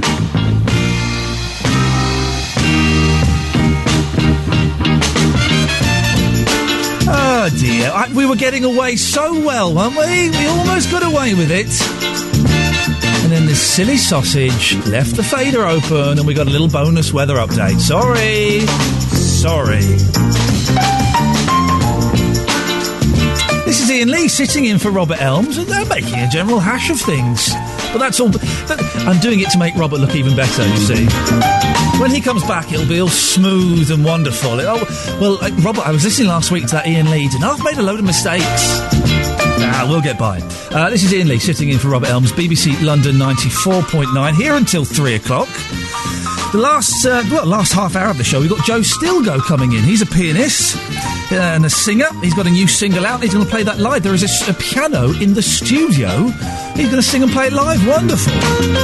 In the next half an hour, though, I want to talk to you about markets. We just had Katie Ingham in. Talking about markets in South London. We don't need to specifically look at South London markets now. Just your market stories. And I'm going to leave it as open and as vague as that. It can be anything you want. Let's try and find some of the best markets in London, shall we? Fair play, let's try and find some of the worst as well. And your market stories, maybe you had a stall, maybe you bought something wonderful in a market that you've never got anywhere else, maybe you were fleeced mercilessly. And here's something, sometimes I abuse the BBC for my own personal gains. I'm going to do it now. Which markets in London still have record stalls? Because it was one of my favourite things as a boy and as a man, but it's something my wife doesn't understand. If I see a record stall or a record shop, records, not CDs, I have to go and have a look. I have to browse through everything. You don't really get record stalls in markets anymore, do you? Or maybe you do and I've just not spotted them. Give me a call, let me know. The best markets, worst markets, more importantly, what markets have still got a record stall in? It was normally run by some old geezer who had he had a little roll up going on. He had about 300 punk singles, nice soul section, always Beatles, always a Beatles and a Beatles solo. Are there any market stalls that have got records left? Do give me a call today. And also on coloured vinyls as well. Oh, don't get me started. Do not get me started, please. You can send me an email on this one if you want. 81333. Start your... hang on, that's not an email. That's a text. 81333. Start your text. London. Or you can send me an email if you want. iain.lee, iain.lee at bbc.co.uk. This is Iain Lee, BBC London 94.9. This is Iain Lee, BBC London 94.9, sitting in for Robert Elms, and I'm having the time of my life. Thank you so much. I'm getting some nice emails and texts coming in, and it's very nice. I know I'm a big fan of radio, big fan of Robert, and I know that when someone else sits in, you turn on your radio and it's a different voice, a little bit of your soul dies, doesn't it? A little bit of you goes, oh no, not, oh no. I'm the same. But thank you for those that have stayed here. I've had a few texts in. Iain, I'm quite normal, except I listen to you. Well, I don't quite know what that means. Annie in E17, we were talking about markets, and I questioned how successful Mary Portas had been in her attempt to revive the high street. Remember, she awarded lots of money, like 50 grand or 100 grand, to various high streets to revive them. I said it hadn't been very successful. And he says, don't knock Mary Portas. At least she tried. Well, yeah, she tried, but she kind of wasted a load of money. Not necessarily her fault. A lot of them, some of the high streets still haven't spent the money that she's given them. What good is that? Annie carries on. Roman Road would have been wise to listen. Their dinosaur attitude has left Market somewhere to avoid. And Mark in Bletchley Towers. Afternoon, Iain. I'm watching the biggest and loudest storm up here in Bletchley Towers. Oh, there's a storm brewing. Is there? Hope you don't get this in London. Brixton Market was the last market I visited when Joe Good... the lovely... She's bonkers. I don't think she'd mind me saying that. Maybe she would.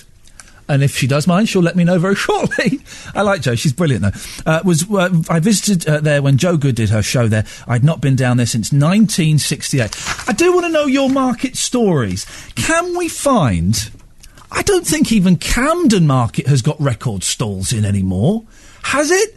You used to be able to go there. There used to be the fellas in Camden High Street who would sell the hooky live videos.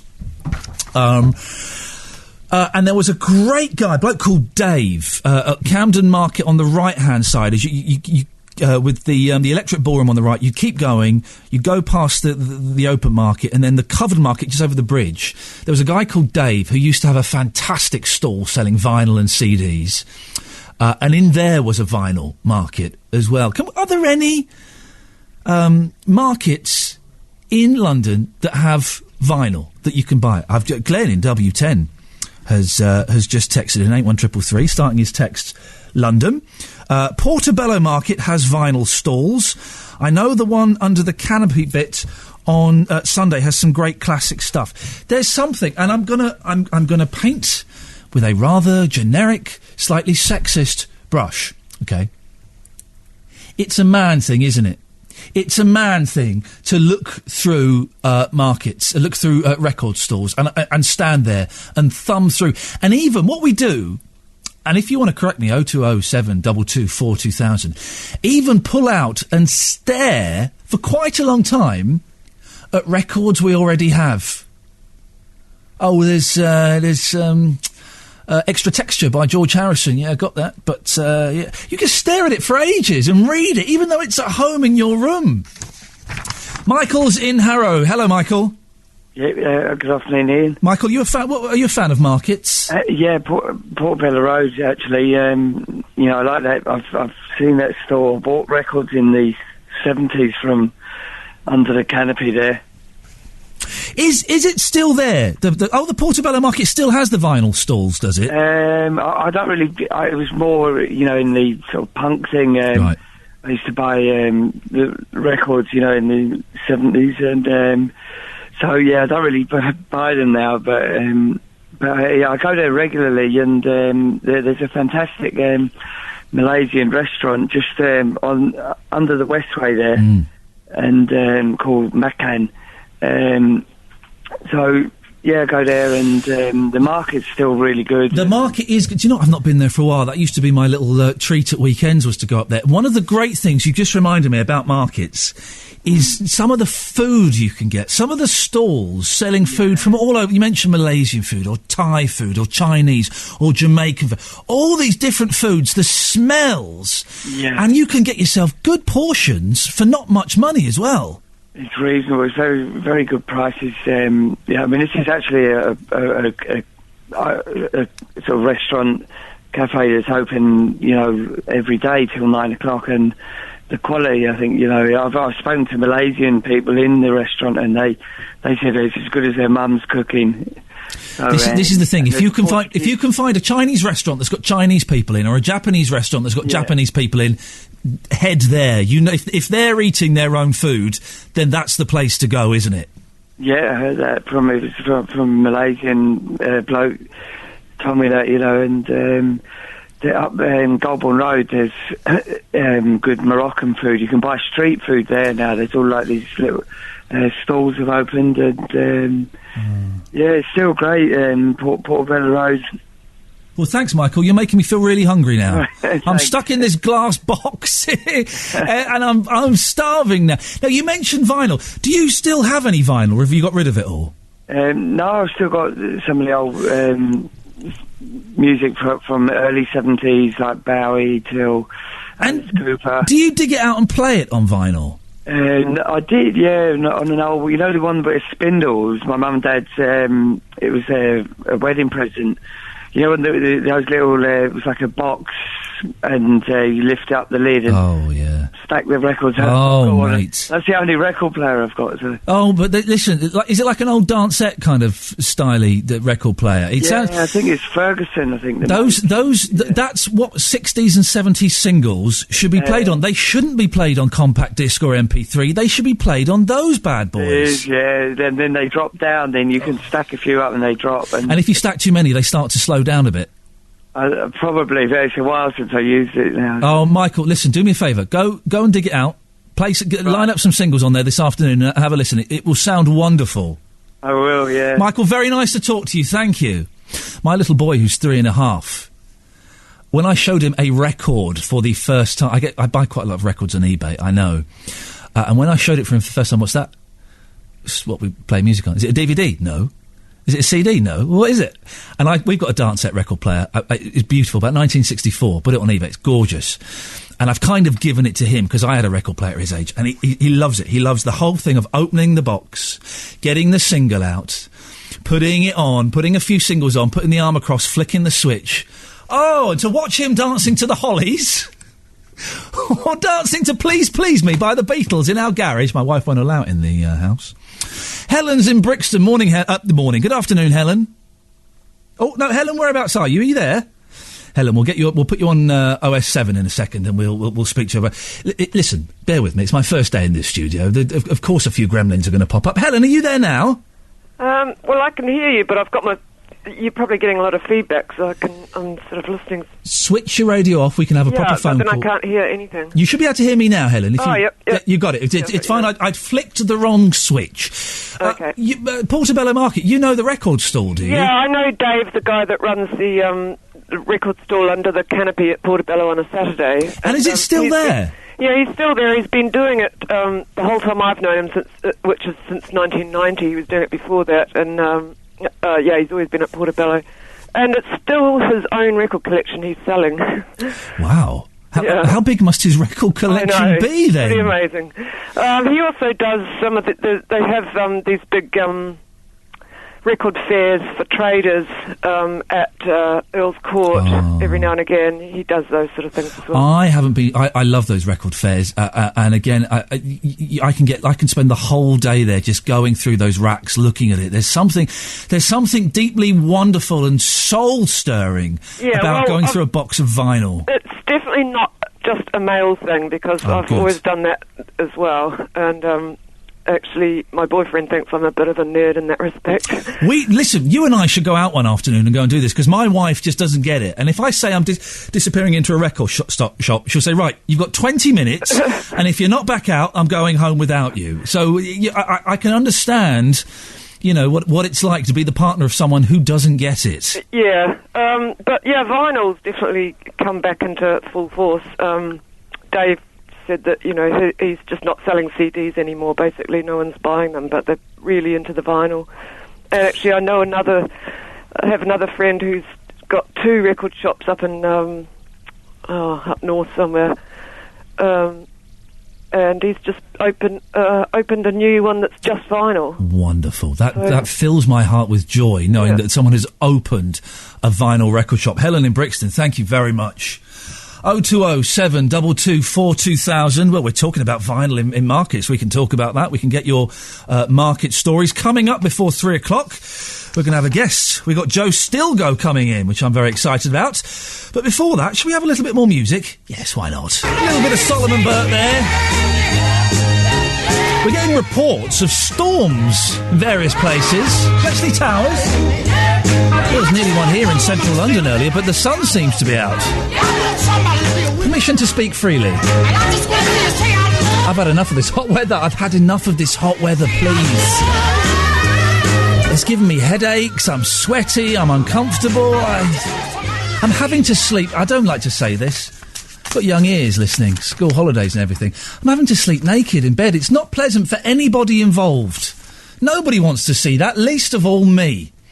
We're talking about markets. We're trying to find the best, the worst, your market stories. We're also talking about vinyl. We found that Portobello Market has got a vinyl stall. It's Dave. He's been there for a long, long time. Who's this on line 7? Funky P?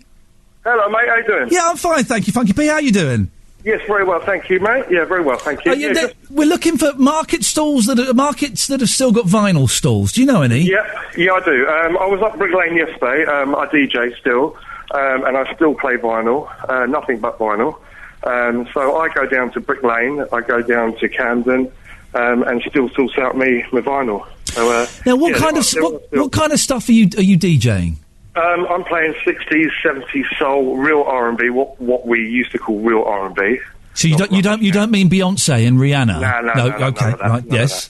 Isn't it funny how that real... term has evolved into meaning something completely different? Absolutely. The Who were an R&B band, for goodness sakes. Yeah, so I play music for real people, really. So I play soul music, I play funk music. And anything that brings nostalgia back. And when you turn up with your big crates of vinyl, do people not laugh at you a little bit? No, people are absolutely amazed. People actually look and think, wow, this bloke really doesn't know what he's doing. I think when you go to a lot of these clubs and you see people pull out their laptops and stuff, well, anyone can do that. That's the thing. To actually have your vinyl and to actually know your sleeve notes, to know your tracks, that to me is someone that actually enjoys music and appreciates. Well, that's the thing. It's not even CDs anymore. It is songs on your laptop. Well, you might as well just plug your iPod in and press play. Exactly. Anyone can press a button. Yeah. And why do you like vinyl so much? I know why I enjoy it and what I get out of it. What's so special about it for you? You've got your sleeve notes. You've got your memories of when you were growing up. Your mum and dad used to have your Daryl Hall and John Oates. They used to have your James Taylor. You've got all that sort of stuff. You've got nostalgia with it, so you can pull it out. You can smell the vinyl. You can smell your mum's old perfume on it. You can smell your dad's old Brute on it. There's a lot of nostalgia to it. I have got a record. It's a Monkees record from 1970. It's sealed. It's never been opened. And one day, either on my deathbed or when everything goes horribly, horribly wrong for me, to cheer myself up, I'm going to slice open that cellophane wrapper, and I'm going to take a deep breath of 1970. And it's going to smell wonderful. It will smell wonderful. It will. But at the same time, it will smell wonderful when you sell it. The amount of money you'll get on that. Yeah, if you don't play it, then, you know. But yeah, I absolutely love vinyl. I still DJ. As I said, I'm down there next Saturday at Brick Lane. There's a place called the Northern Soul Kitchen. Yeah. I'm playing down there from 12 until late, playing all the best in kind of yesterday's soul, playing 60s, 70s, disco, rare groove, boogie, funk, and I'll probably spin a little bit of kind of roots reggae. Just to kind of indulge and just to get the crowd's involvement. You know, there's a lot of DJs that play these days, and they seem to forget that us 40-year-olds, all right, we're knocking on, but they seem to forget that there are people out there that still want to go out, still listen to good music. Yep, you're right, Funky P. Listen, we have to end it there. Thank you very much. Indeed. In another life, I work at another radio station, and I dared to play a vinyl record the other day, and the sound engineer was panicking terribly, because we had to test the deck to make sure it worked and was going through the system. And the sound engineer said, what you want to do is you want to kind of just get it to the start of the music so that we don't hear the crackle at the start. I said, no. I want to hear the crackle at the start. That's why I'm playing a record. I want to hear that... just that little pop before we go into the music. That's what it's all about. And don't get me started. I'm started. Vinyl it's just so much fatter. That sound is so much bigger and deeper. I'm sounding like such an old soul. Oh, man, I've turned into an old fart. When did that happen? It was about 6 weeks ago when I became 40. This is Iain Lee, BBC London 94.9. We've got Joe Stilgo coming up before 3 o'clock. Thank you very much. This is Iain Lee, sitting in for Robert Elms. I'm here all week, here until 3 o'clock. Today, BBC London 94.9. The last 30 minutes of the show, we're going to be joined by Joe Stilgo in a few minutes, who's going to play us a song live on the old Joanna. You've still got time if you want to give us a quick call about markets and vinyl and where we can buy vinyl. 020 722 4000. I'm here for the week. If you want to get in touch after the show, maybe you've got some suggestions of things you'd like me to talk about during the week, then send me an email, iain.lee, IAIN.LEE at bbc.co.uk. Before Joe comes in, should we have a little bit of this? Oh, Sandy Shaw. Wonderful stuff. This is Iain Lee on BBC London 94.9. I'm joined now by Joe Stilgo. Hello, Joe. Hello, Iain. Just putting the headphones on. You don't need the headphones if you don't want. I'll take them off. They may confuse you. I quite like the sound of your voice, not mine. Well, you can wear them when I'm speaking, and then when you're speaking, whip them off. Okay. You're going to keep them Is anyone looking? Is there a webcam? Is anyone listening? That's the question. Now, listen, we'll get it out of the way because we have to. You're Richard Stilgo's son. Yes. Done. There we go. Now we can move on. We can move on. How is he? Is he all right? Yeah, he's fine. Okay, good, because I grew up loving Richard Stilgo, and then he seems to have kind of disappeared, is he? Yeah, people ask if he's dead. I play as I said it, I thought, oh, God, please, no. Imagine that, though. That'd been awful. Imagine if that was my trigger. Now, a lot of people come up to me and say, how is he... Is he? When? Is he? Mm-hmm. Yeah, he's fine. Is he right? He's 70, so that says it. But he looks 73. Listen, no more about your dad. We're here to talk about you. Leave him be. You are a musician, a singer, a pianist, all of these things. Who'd have thought it? I know. Did you not at any point think, I'm going to rebel against, my dad and my family and do something completely different? You know what? My rebellion was aged 16. Yeah. I went to work for an estate agent for 2 weeks. That was the big one. And how did that go? My friends are getting their eyebrows pierced and kind of tattoos of their mothers' faces on their backs. And I decided to work for an estate agent for 2 weeks, walked around some big houses and thought, this is a great job. And then I realised that wasn't actually my calling. That it involved lying to people. Hey, I was just about to go down the route of, denigrating estate agents. But we've got some listening. I'm teasing. A few estate agents are wonderful, wonderful human beings, and I would never argue. So how did you get... Obviously, you come from a musical background. At what point did you realise, actually, I'm seeing my old man, I wouldn't mind having a go at that? Was there a moment you thought, I could do this? It was probably little bits of spurs of inspiration throughout, I suppose. My mum was a singer as well. Right. So... growing up, it seemed like a normal thing to do, which is the first thing you need to get out of the way, because lots of people think it's abnormal. Yeah. It's not. It's fine. And then probably when I was about 21, I just ended up doing a lot more music, and that became quite comfortable on stage, and just the piano playing had got to a level where I thought, this is serviceable. I can at least ask people to pay for this, to be listened to. And then... yeah, it sort of grew. I never had that moment, that epiphany, and thinking, I'm 14, this is what I want to be for the rest of my life. You just kind of moved into it gradually. And always, I suppose my rebellion for Dad, against Dad, was that I went into jazz, and Dad was always very much in the comedy tradition. Yeah. So I became a jazz pianist and worked in jazz clubs. But frighteningly, or... beautifully or serendipitously, I'm kind of moving towards him. We all turn into our parents. We all turn into our parents. You can fight it as much as you want. It's inevitable. We got your new single, Abracadabra. Shall we have a little listen? I'm not sure if I've got completely the right track. We don't want track 2. That's the instrumental, for goodness sakes. We want... hang on a second. I'm not sure if I've broken the CD player or not. Let's see what comes up, shall we? Why not? If it's the instrumental, you can sing along live to it. Yeah. How's about them, everyone? Here we go. This is Joe Stilgo and Abracadabra. Or maybe not. Here we go, yes. It's 3-2. That's Joe Stilgo and Abracadabra. Magic. It's a nice big band sound, isn't it? Yeah, it's got everything on it. If you're a bit lost in the studio, just keep throwing instruments. It says here, when the way radio works, let's pull back the curtain slightly, we get handed bits of paper that they're generally written by the person they're about, let's be honest. It says here that you are the British Michael Bublé meets Dudley Moore. I don't think they ever met. It's an odd thing to say, isn't it? It is an odd thing to say. But I can see that. I shouldn't like Bublé, but I do like Bublé. I think we all feel like that. There is something about him, isn't there? He's like the peanut cracknell from the old Quality Street tins. The kids these days are going, what? Why did you choose that song? And it's a fantastic arrangement of it. Thank you. Well, the difficulty with doing a cover is that you don't want people to go, I really don't think that song should ever be covered. That one by the Steve Miller Band, no relation to Ed, it's just one of those songs I remember from growing up. Yep. And I remember it being great, had this great chorus, loved the kind of the nonsense of the lyrics, which turned out to be very nonsense when I actually downloaded them. And I just thought it'd be fun to do in that style, as if it was kind of a song from the 40s. But I suspect some of those musicians in the 70s and 80s, I don't know, I think some of them may have taken drugs.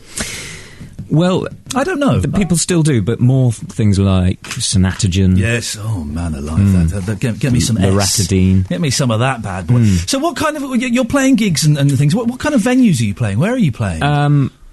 Well, this year I've played Ronnie Scott, played the Jazz Cafe, I've played in the South Bank, so the Purcell Room in the South Bank. Lovely. And then out of London, I've just been to France. I've done a jazz festival in Saint-Emilion.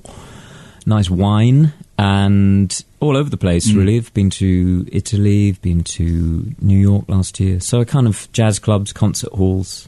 It's like weddings. A jazz sandwich today. We started off with Jill Manley. You've worked with her, have you? You know her. Yeah. Isn't she wonderful? She's lovely. Bonkers. Yeah. Bonkers. I won't say it. No, she's got a stick. Said it. You don't want to say it when she's in the room. But absolutely delightful. And we're finishing with you. Now listen, we've got a piano in the room. Oh, God. And you've got a kazoo. Is that going to play a part in...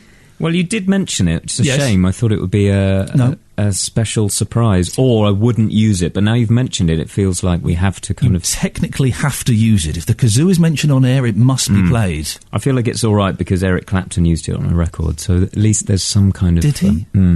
What record?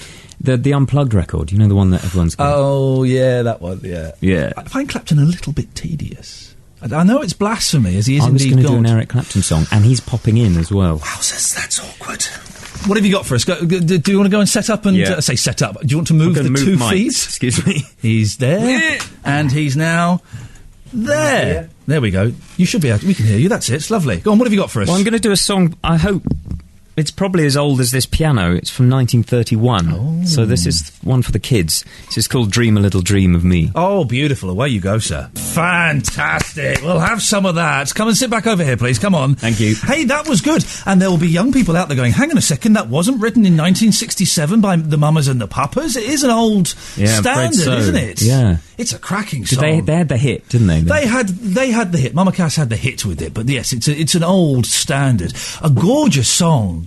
There are lots of those songs from the kind of 30s that do sound quite modern and quite relevant. But they're kind of lost a bit. As long as the song doesn't have any mention of words like buttermilk and strange things that are only specific to the 30s. I only learnt, and this was about 6 months ago when I was reading a Mama Cass biography, the actual words to that. It'd say 90 night. Say night, yes. I always thought it was say 99. Like ordering ice cream. Yeah, well, it say made... 99 and kiss me. It made no... I thought it was something to do with counting yourself to sleep. I know, it doesn't work on any level, but it was only 6 months ago. Or sort of a difficult marriage. Count to 99 and then kiss me. And then you can kiss me. If you can make it that far, it means you're interested. So what other songs are you playing in your set? What does it comprise of? Having just heard 2 covers, I mainly do my own songs, actually. Right. So, but I didn't feel I didn't want to inflict those upon you. Yeah, so inspired by songs like that, but also by all the people I grew up listening to: Billy Joel, Beach Boys, anyone with a B, really, the Beatles. What Beach Boys songs do you do? Benny Hill. Ernie, the fastest milkman in the West. Yeah, yes. That's a cracker. It's especially slowed down as a ballad. My favourite one I'm just about to start doing is I Just Wasn't Made for These Times from Pet Sounds. Man, because it kind of resonates for me as well. I do feel like I'm in sort of I'm an old soul. Sucker for the Beach Boys. Oh my gosh, they can still break my heart, and that's a cracking song. Yeah. Do you say that you have started doing a bit more comedy, or not? Well, I was involved with a comedy troupe called the Horn Section, who are still alive and well. We did a series on Radio 4, and they've just done another one with Alex Horn. That's it. So I was reading about them a little while ago. Yes, yeah. You're in that. So I was we started that all together as a 6-piece sort of comedy music shebang, and we did Edinburgh a couple of times. In fact, they're doing it this year at the Udderbelly. But they've not invited... No, I've been... It's awkward. Been kicked out. It's a shame. It's because of this. It's because of the kazoo. Drop the kazoo. No, you've split on musical differences, literally. I said 99 and kiss me, and then walked out. So, but when you're... What if I came to see a Joe Stilgo show, would I demand a refund? Can you? What? Can you please? What would I get? Well, I have a band. Yep. Is it like a big band with brass and things? Sometimes. Okay. Just the last gig I did was my trio, so double bass, drums, and me, and then horns. Yep. And then get your horns in there. But often it's just the trio, and it's a nice mix between old stuff, new stuff. And as you can hear, I do tend to waffle a bit in between songs. We've got an email about you, or a text about you. It's from... It's Sarah in Hart says, hi Ian, could you please ask Joe to go? Oh, that's rude. No. Could you please tell Joe I have very fond memories of his grandfather when I grew up in Milford-on-Sea. Oh. He was a true gentleman and always used to salute our car as we drove past. Brilliant. John. My grandpa John. Did he used to salute cars? Is that what he was famous for?